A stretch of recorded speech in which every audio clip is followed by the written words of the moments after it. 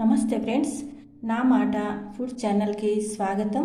ఈరోజు వీడియోలో టేస్టీగా ఉండే బ్రేక్ఫాస్ట్ రెసిపీ మసాలా పూరి తయారీ విధానం చూద్దాం. మసాలా పూరి తయారు చేసుకోవడానికి ముందుగా 1 కప్పు గోధుమ పిండి జల్లించి గిన్నెలో వేసుకోవాలి. 2 స్పూన్ల శనగపిండి వేసుకోవాలి. 1 స్పూన్ ఉప్మా రవ్వ వేసుకోవాలి. 1/2 స్పూన్ గరం మసాలా వేసుకోవాలి. 1/2 స్పూన్ ధనియా పౌడర్, 1/2 స్పూన్ వాము వేసుకోవాలి. 1/2 స్పూన్ జీలకర్ర వేసుకోవాలి. కొద్దిగా పసుపు వేసుకోవాలి. కొద్దిగా కసూరి మెంతి వేసుకోవాలి. తగినంత సాల్ట్ వేసుకోవాలి. 1/2 స్పూన్ కారం వేసుకోవాలి.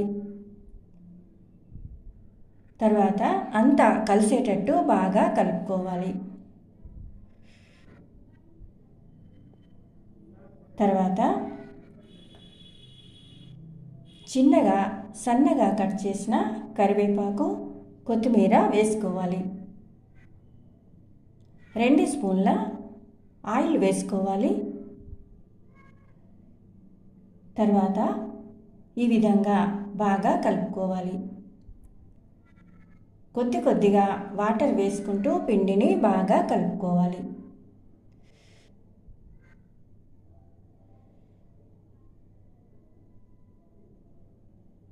ఈ విధంగా అంతా కలిసేటట్టు బాగా కలుపుకోవాలి.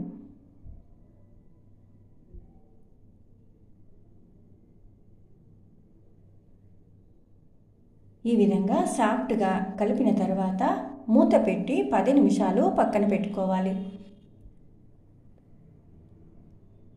10 నిమిషాల తర్వాత పిండిని మరోసారి బాగా కలుపుకోవాలి. తర్వాత చిన్న చిన్న బాల్స్ లాగా తయారు చేసుకుని ఈ విధంగా పూరీలు తయారు చేసుకోవాలి. మందంగా కాకుండా పలుసగా కాకుండా ఈ విధంగా తయారు చేసుకోవాలండి. పూరీలు ఈ విధంగా చేసుకుంటే చాలా బాగా పొంగుతాయి.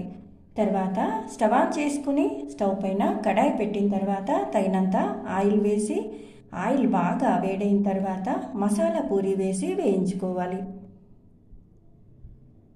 ఒకవైపు నుంచి మరోవైపుకి తిప్పి వేసుకుంటూ బాగా కాలిన తర్వాత ప్లేట్లోకి తీసుకోవాలి.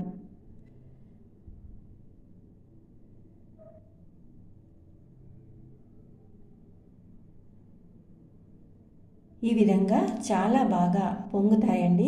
చాలా టేస్టీగా కూడా ఉంటాయి.